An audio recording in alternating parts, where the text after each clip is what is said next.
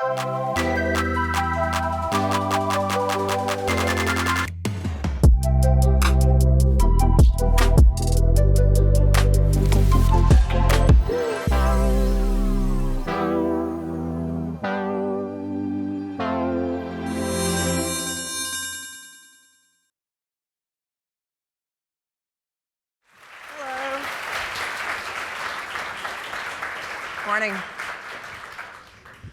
Good morning, everybody. I'm Anuj Mehrotra. I am the Dean for the Scheller College of Business, and I'm delighted to welcome you to this episode of Tech Talks Business. And today, our guest is Carol Tomé, CEO of UPS. We are on UPS campus right now, so she's also the host. So thank you for hosting, and thank you for being a guest. Well, thank you very much. We're delighted to welcome you to UPS corporate campus here in Atlanta, Georgia. And I'm wearing gold and blue for Georgia Tech. Do you know? I was going to wear a brown tie, but I forgot about that, so pardon me for that one. But let me start the conversation with really people are interested in your background. Where did you grow up? And you know, people are always curious about what your trajectory has been, where today you are CEO of UPS. So walk us a little bit through your journey. Well, I'm happy to do that. Maybe a short story. I was born in a log cabin hospital in Jackson, Wyoming, if you can imagine. And it really, if any of you been to Wyoming or Jackson, Wyoming, some of you have. The time when I was born 67 years ago, it was a little teeny tiny town, and I never envisioned I'd be sitting here with you talking about UPS. So it's an amazing honor and privilege. And I've been blessed because I've done lots of different things throughout my life. You know, my dad was a community banker, and I actually thought I would work for him and take over the bank one day, just like he had done so for his father. But in my last year of graduate school, my father called me and said, well, I've got some news. I'm like, what's the news? He said, well, after 27 years of marriage, I'm divorcing your mother. I'm like, oh, that's awful. And then he said, I'm selling the bank. And I'm like, oh no, what about me, right? But actually, it was the best thing that ever happened from a career perspective because it just put me on a different path. So I actually was a banker for a while, and then it ended up working for one of my clients, a company in Chapter 11. We consummated a plan of reorganization, came out of chapter, started to grow. We grew through acquisitions. We made a really large acquisition, and we needed to fund that acquisition, so we took a subsidiary company public through an IPO. That was a company called Riverwood International, today known as Graphic Packaging here in Atlanta. I was on the IPO team, and it brought me to Atlanta, Georgia in the early 90s. I can remember clearly, I was here, my husband was still in Colorado. I would commute back and forth while he was working out his career to relocate. And getting to know my new city, Atlanta, I would drive around. And one day, out of the corner of my eye, I saw a parking lot that was full of cars, and there was a store with an orange awning called the Home Depot. And I had never heard of the Home Depot because there weren't Home Depots in the early 90s in Colorado. And I'm like, well, I love to shop. I'm going to go in that store. And so I went into that store, and I'm like, wow, this place is cool. The merchandise is piled high. There are people in aprons. They're having fun. There was a high energy in the store. And we like to do it ourselves. So I walked the store for a couple hours, and that night I went home. I called my husband, Ramon. I'm like, there's this a company called Home Depot, and it's way cool, and I think we should buy stock. So we did. This was 92. Then he moved here. We became Home Depot junkies. We were in the store all the time. And in 95, they called me and said, hey, Carol, we really want to grow outside the United States. We don't know how to do that. We know that you have a global experience. Would you like to help us? And I'm like, Home Depot? You know, I love Home Depot. I'm a customer. I'm a share owner. So I came over and had my first interview with the Home Depot. And after my first interview, I'm like, nah, I don't think so. I think I'll be bored. At that time, this company had 400 stores and revenues of $14 billion. I'm like, I don't know. So the headhunter or the search firm said to me, you know, do you want to take a minute and think about that before we tell the company no? So I'm like, all right, I'll think about it. So I asked some of my friends, what do you think? And they're like, you should run for this opportunity. You should run for the opportunity. So I went back and I talked to Arthur Blank. I hope many of you know Arthur. He owns the Falcons and Atlanta United. He's a great philanthropist, one of the founders of Home Depot. And he said to me, Carol, we don't know how high is up for you. That's for you to show us, but we will give you every opportunity to reach your highest potential. I'm like, oh, every opportunity to reach my highest potential? Okay. So I joined the company in 1995, and I had almost a 25-year run there. It was amazing. And during that time, I was incredibly blessed to do some interesting things, like, I chaired the Atlanta Federal Reserve Bank Board, and I chaired the Atlanta Metro Chamber, and I was asked to join the UPS board in 2003. So fast forward to now, I'm 62 years old. I'm like, well, I think it's time for me to move on. I've been almost 25 years at Home Depot. It's time for me to move on. I've developed my successor, Richard McPhail, who's a terrific CFO. I mean, he's ready to take the job, so I'm ready to move on. So I announced my retirement, and it was awesome. I was on the UPS board, I was on the Verizon board, I was on the Cisco board, and I was on my farm. My husband and I have a 650-acre farm in Northwest Georgia, so life was good. It was good. UPS was going through CEO succession planning. And as they were going through that exercise, they worked with a third party to develop a scorecard of the skills and attributes of the next CEO. And when they took that scorecard and matched it up against the existing leadership team, they're like, this is a terrific team, but nobody's quite ready. So they decided they would go outside for a CEO. And they turned to me and said, Carol, we think you have the skills and attributes to be the CEO. And I'm like, me? You don't think I'm too old? And they're like, no, we don't think you're too old. In fact, our board retirement age is 75. So you've got some time. And I'm like, okay. I mean, why would I do this? Seriously, why would I do this? Why would I come out of retirement? I'm like, well, let's go through the list. And I'm like, well, first of all, I love to develop people. Like Kelly Barrett. I love to develop people. I'm like, well, we've got 500,000 people, so it would be a real opportunity for me to get in and develop people and actually develop the next CEO so the board doesn't have to go outside. So I'm like, okay, I like to do that. Secondly, I love to create value. When I was CFO at Home Depot, during my tenure, we created 450% increase in shareholder value. So I'm like, well, that would be kind of fun to do at UPS because the stock's been flat for years, so that would be fun. Then I'm like, well, the values of the company are the same as my values, so check. And finally, most importantly, I think I talked to my husband, Ramon. Now, this is our 40th year of marriage, so he's super important in my life. And I said, Ramon, what do you think? He's like, would you please go back to work? You are driving me crazy. So it was like, check. So it was, check. And then I still was wrestling with it. I really was. And I was working out one day with my trainer, Saida, and I said, Saida, I'm wrestling with this. I don't know. I just don't know. And she said, Carol, you know how trainers do, right? Looked right in my eye. She actually doesn't work for Georgia Tech, by the way. She looked me right in the eye and said, Carol, you must do this. You have to do this for the women of the world. And I'm like, oh, right, I do. So again, check. And so I'm incredibly honored and privileged and blessed. And I was onboarded in March of 20. What an interesting time to come into this company. So thank you. That's an incredible answer, by the way. What a journey, and I loved it. And that's what's going to be my next question.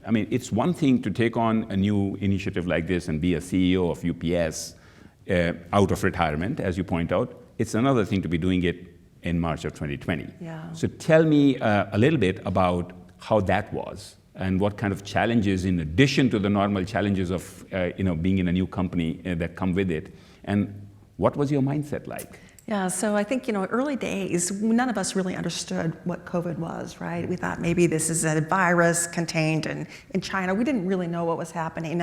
But I was working with UPS on accepting this great opportunity. And the week before it was to be announced, I'm on the board of Grady Hospital, and the week it was to be announced, I went to a Grady Hospital meeting. I walked out there and I'm like, this is bad. This is going to be really bad. And they had projections that were, scary beyond belief. I'm like, this is going to be bad, but we're going to be okay, I think. So I was announced in March of 20, and the week later, the country shut down. So it was really an interesting time for us because I was not yet the CEO. I was just onboarded. I was effectively free labor between March and June. But we were here every single day trying to figure out how we were going to keep this company going because we're either going to shut down or we're going to keep going because we need to keep the world going. UPS moves 6% of the US GDP every day, 2% of the world's GDP every day. And we're like, we got to keep going because if people are sheltering in place, people are they won't have essential goods. They'll starve, they won't have medicine, so on and so forth. So it was Chaos is the only way to describe it. We are running up and down the halls. We had no protective gear. We didn't have masks, hand sanitizers, gloves. We're like, we gotta find the gear. We gotta source the gear so we can keep our people safe. The only thing we could tell our people is wash your hands. That was really eye-opening for me because UPSers would send me pictures of buildings with sinks hanging off the wall and saying, how are we supposed to wash our hands? And I'm like, what do you mean, sinks hanging off the wall? So as a board member, I had never gone into our old buildings. I had only gone into our bright, shiny new buildings. We hadn't invested in the old buildings. So in some cases, the bathrooms, the break rooms were in pretty deplorable shape. We fixed all that, by the way. But I'm like, okay, we got to protect our people. So we did. We were able to protect our people. We saw volume fall off, and then we saw it soar as people are sheltering in place, and the only way they could get essential goods was to order them online. In the second quarter of 2020, we hired 45,000 people just to keep the business moving. Can you imagine? Yeah. It was nuts. It was nuts. It was so nuts. We were like, we're going to break. There's so much volume coming into the network. We're going to break. There's only so many people you can hire, because if you think about a building, you've got ingress and egress, doors, dock doors. There are only so many dock doors, so we had to work on the volume. We had to figure out how we were going to manage the volume. And so our largest customer, by the way, is Amazon. They make up over 10% of our revenues. And we said to Amazon, we're not your supply chain, we're part of your supply chain, but we're not your supply chain. So we actually started to glide Amazon down. It was the only way that we could have survived through that, is to glide them down. Now, the end result of that, of course, is that they're delivering more packages than we are. But actually what they're delivering are packages that they stock in their stocking DCs. I'm actually okay with that, because we are, and we'll get to that probably, we are actually pivoting the business in a meaningful way into parts of the opportunity that really value our end-to-end network. So I give a shout out to the UPSers around the world who managed it during that time, because it was crazy. I think a lot of us during that time, we owe it to UPS and Amazon and companies like that to be really be able to survive in those times when we couldn't get out at all. So thank you for that. So and let's get into it right now, because you talked about you were a CFO for so many years, and you come into a new company and you're facing these challenges. That mindset of a CFO, that must have played a big role in how you view things as CEO. So what kind of changes were you anticipating to make, or did you make? What were the things that you, and I think, Kelly would probably ask me that question again. If you're trying to do something new, what else are you going to cut down? So what did you discontinue? What did you continue? And what did you ask for new initiatives from folks? And how was it coming from outside to be able to make those kind of changes? Yeah, so I think I'm a business person first and a finance person second. Mm-hmm. And the day that I actually took the chair, I took my leadership team off to my farm, and we talked about how we were going to work together as a team. We also talked about the things about our company that would not change, and we landed on 5. Those would include our values, our brand relevance, our commitment to our dividend, our commitment to our Class A share owners, our commitment to staying financially strong. 5 things that we would not change, which meant everything else was under review. Everything else was under review. And it started actually with people.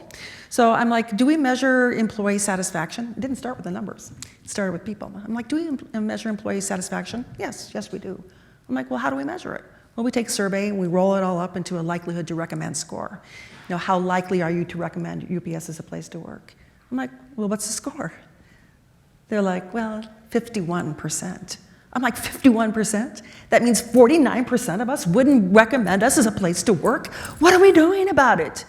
They're like, well, here's something for you to read. So I took a 160-page book home that was written by industrial psychologists we had on staff, 2 PhDs. They wrote 160 pages of all the challenges facing our company, and I'm reading it out loud. And my husband's I'm sitting at the kitchen table reading it out loud, and Ramon's like, what are you reading? I'm like, this is what I've got to deal with. So we started working on, okay, what are the behaviors that we need to change? Our behaviors, our actions were not aligned with our values.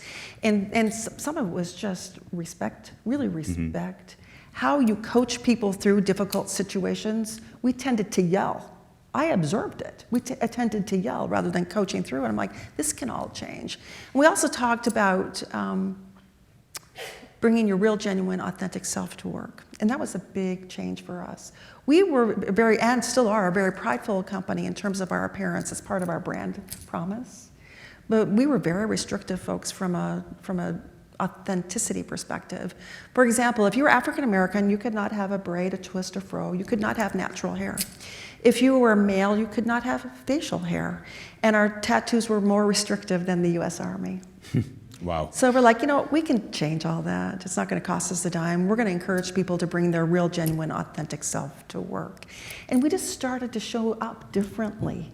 Rather than being scripted, I don't get scripted at anything. In fact, the first person I met when I onboarded was this lovely woman. And I'm like, what is your job? She's like, I'm your speechwriter. I'm like, you're my what? I'm like, I don't know, it writes for me. What you see is what you get. So she's now moved on to something else. But, right, so we're really just trying to let go of the edge of the pool here and understand what our strategy is. Simply this: customer first, people led, innovation driven.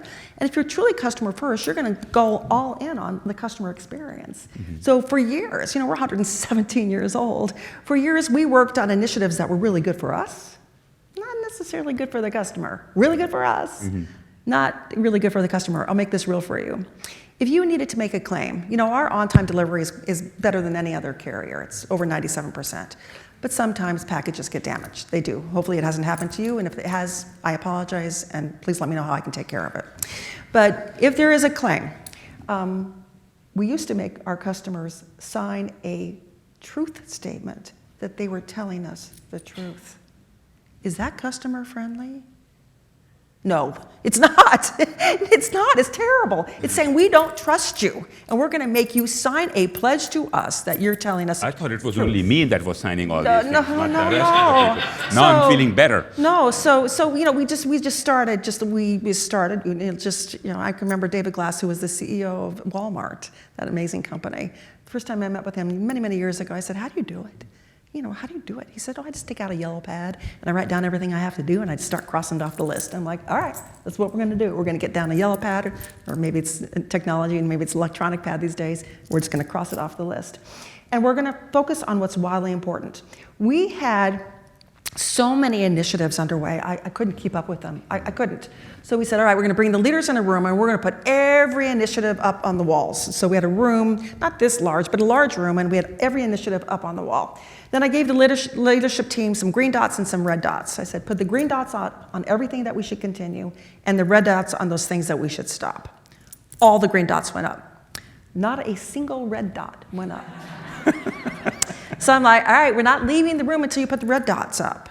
So the red dots went up, and then we stood back and looked at the room, and we saw all these initiatives that had no dots.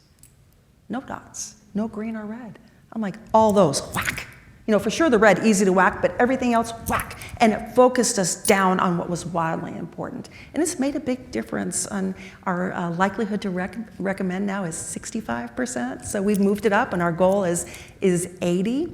From a net promoter score, this is how customers rate their satisfaction with us. We started at 30, we're nearly 50, that's our goal.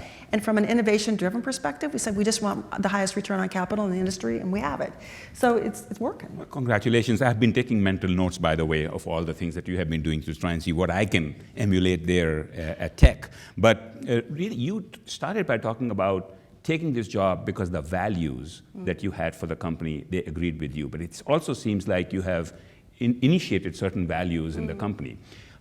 And I was talking to a student outside just in the reception earlier today, and he was asking me about this. How important is it that I take on and I work for a company where my value system agrees with that, right? So tell us a little bit about how much can you change a company, what kind of changes you can make, and you were fortunate to have somebody who said, sky's the limit, what do you want to do? Yeah. And you had that. And where are the value systems important for the kids today and how they choose work? Yeah. So, we were started by an entrepreneur, Jim Casey, 117 years ago. He was 18 years old, took out a $100 loan with a buddy and started delivering packages on bicycles. He was a brilliant man ahead of his time. And we were very fortunate to have many of his speeches and he called them talks, memorialized in a legacy book. And we start our meetings by reading his quotes because we want to keep that part of the culture alive. Determined people working together can do anything is one of his quotes. And I could go on and on and on. He has so many brilliant quotes. So we try to keep that part of the culture alive. But we also have really been laser focused on purpose. We know what we do, but we hadn't declared our why we're here. So early on when I started, we asked a group of UPSers to work on our purpose. And they did a masterful job. They interviewed UPSers and retirees and customers and communities and suppliers and customers, so on and so forth. They iterated and iterated and iterated and landed on our purpose. And here it is, moving our world forward by delivering what matters. And I love that because you can unpack it in so many ways. It's not just about moving goods, it's about doing good too. Mm-hmm. And that simple purpose statement, everybody can relate to, regardless of the role that you have. You can be someone who's sorting packages at night in one of our hubs, or flying a plane, or working in tax. It doesn't matter what you're doing. You can understand your role. Because I'm not just moving goods, I'm doing good too. And that's part of the values of the company, right? It's giving back. Mm-hmm. Doing good is part of who we always are. And I think if you can rally around purpose, you can do anything. I also think you have to respect the old, but talk about the new, where we're going. You know, what got us here isn't going to get us to where we need to go. How many companies that are older than 100 years are still around? That's right. Right? If you don't disrupt yourself, you're going to die, just like the dinosaurs. And so we are really talking about how we are can and should disrupt ourselves. And we're doing that in some really way cool ways. So you talk about that. Let's talk about how do you stay ahead of the competition? So what are the things that you're doing where you're making sure you're staying ahead of the competition? So we do a lot of war game work here, where we will assume the persona of a competitor and then we will attack ourselves. And then based on the attack, we'll go back to UPS and we'll respond to the attack. For example, if you follow the news, we just won a very large piece of business from the United States Postal Service. It's their air cargo business, which for over 20 years had been serviced by those people in purple headquartered in Memphis. And it's about 3% of their revenue. They just lost 3% of their revenue. It's coming over to us. Do we think they're just going to sit by and say, okay, that's fine? No, no. They're smart over there. They're going to come right into our profit pools, and we know exactly where they're going to come, and we know exactly how we're going to fight that. Because you have to. Excellent. So, and it's staying very up to speed on what's happening with all the companies. Just a little bit. When you're the number one player in the industry, people just need a little bit of your piece of the pie, and they can survive, right? Because we have so much to share if they want to take little pieces of our pie. So we have to make sure that we're keeping those people out too. And you talked about purpose, Carol, and you talked about doing good. And in today's date, UPS, which is in the scale at which it operates, the number of packages alone that it transports every day, sustainability. Mm-hmm. How important is it to contribute there, and what is UPS doing? Yeah, so as you can appreciate, we are greenhouse gas hogs. Last year, we emitted over 30 million metric tons of greenhouse gas. Guess what? That was down 8% from the year before, and down double-digit from 2 years. So we have declared that we will be carbon neutral by 2050. And how are we doing that? Well, in a number of different ways. For our rolling vehicles, so our package cars and our 18-wheelers or anything that's on the ground, we have a rolling laboratory of vehicles that are powered by some sort of alternate fuel. It could be compressed natural gas. It could be they could be electric. We started electrified vehicles at UPS in the 1930s. So 18,000 vehicles, and we'll have them all powered by some sort of alternate fuel. For all of our buildings, will be powered by renewable energy. Mm-hmm. The longest pole in the tent for us is sustainable aviation fuel. We have one of the largest airlines in the world. There's really not a solve for that yet, but we are working with a number of people, airlines to figure out, can we come together for a solution there? Mm-hmm. But we're committed to it because we think it's good for the planet and good for business too. We're doing it though in a careful, meaningful way. There's no greenwashing here. Mm-hmm. We'll spend $1 billion of capital in support of these initiatives today, and then we measure scope 1, 2, and 3 if you follow this stuff. We measure everything to make sure that we are actually reducing it year on year. Congratulations. Another topic which is current on most CEOs' minds, and I'm sure it is on yours too, is artificial intelligence, regenerative AI, technology. How is that impacting UPS, and what can we expect going forward in terms of how that will define your strategy? Yeah, so we've used artificial intelligence and machine learning in our business for years. If you think about our network, we have an integrated network that's powered by technology. It's technology that we build, and it's all AI, ML driven. Generative AI is a brand new kettle of fish for sure, but but if you just think about AI, we've been, I think, leaders in this space.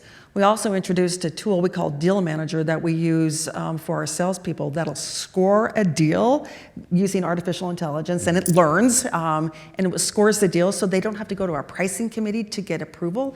They get a green score. We see higher wins and less discounts using the tools. So technology is just part of who we are. In some ways, I don't know, I think we're a technology company and not a logistics company, candidly.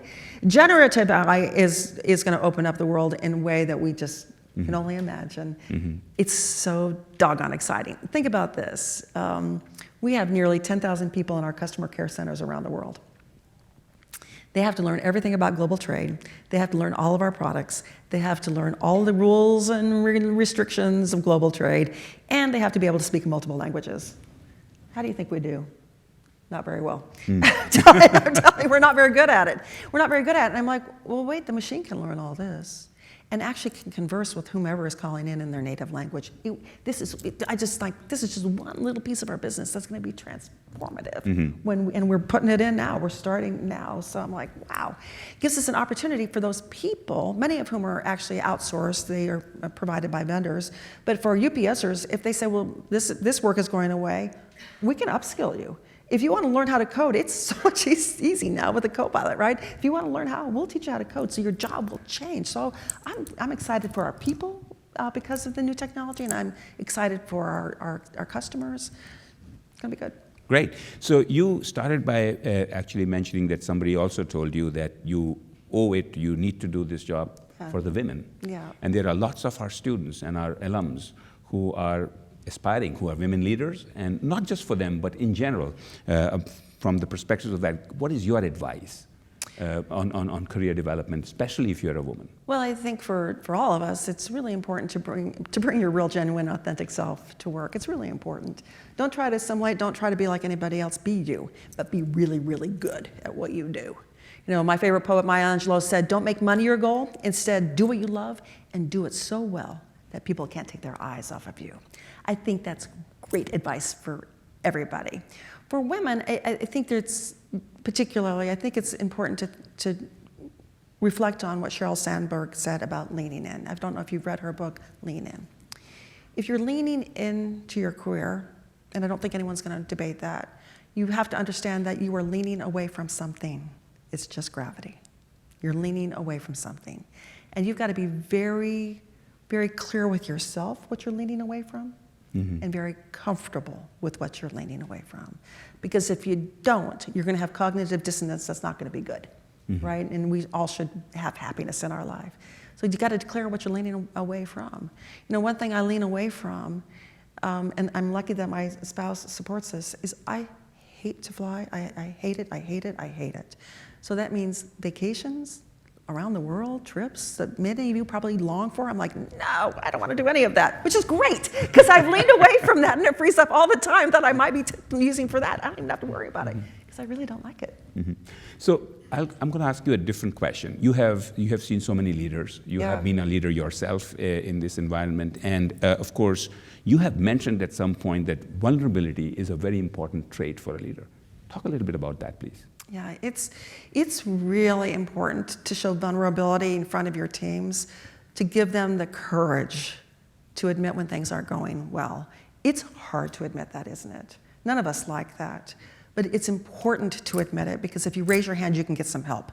And that's, to me, the most important thing. I will actually view you through a different lens if you're not telling me what's not working. If you're trying to fix it and not showing vulnerability, like I need some help. Help is okay. We're in this together. But you got to model that behavior from the top. And it's also very, I think, it's cathartic actually if you admit to somebody, I screwed this up, and trust me, I have. I have. And I am the first to say I was wrong on this. I messed this up. This is how I think we can fix it. It's really important, and people will trust you more. And trust is the name of the game from a leadership perspective. if you don't trust your leader, you may work there, but are you going to follow that leader over the cliff if you need to? And you know, that's, I don't want anyone falling over a cliff, but you know what I'm saying. It's a commitment that you make if you trust someone. So I know I want to be respectful of your time. You're such an inspiring leader overall in the community, and I can see why all the traits were check, check, check, check when the people were selecting you as a CEO. But you and your husband Raymond, you have established a Tomé Foundation, and philanthropy is important to you. Mm-hmm. So walk us through, why is that important to you, and what are you concentrating on your philanthropy for? Well, it starts from the way that we were raised. You know, we were taught that to whom much is given, much is expected. So giving back has always been part of our lives. When we were early in our careers and we didn't have any money, we gave back of our sweat. You know, we would volunteer a lot of time. And now we don't have much time, but we've got some money, thank you. So we are happy to give that back. And we are just so privileged to be able to give back and support the hometown. We have a hometown giving campaign. We support the things that we love that make our hearts sing, as well as what we call Tomé Scholars. And we're very, very committed to our Tomé Scholar program to help men and women in STEAM who maybe need help. Well, thank you. When I came in January to Atlanta, I was told to go and visit the Atlanta Botanical Gardens, and I think UPS is building something there or has contributed something there. Tell us as a final question. So the Botanical Garden is doing a massive expansion, which is helping green up Atlanta. We're very excited about this. It'll connect right to the Beltline. It's going to be an amazing, amazing garden when it's expanded. And UPS has been a supporter as well as Ramon and I are big supporters there too. Great. Carol, it's been so great talking to you. Pleasure. Thank you for being the guest and the host today. I appreciate it very much. Really enjoyed talking to you. And thank you all for attending today. Let me tell you that on May 21st, Michael Bloomberg and Bloomberg Philanthropies will host me to have a conversation with David Solomon, Chairman and CEO of Goldman Sachs Group. We hope some of you who are in New York at that time can join us. Thank you again for joining us today. Thank you.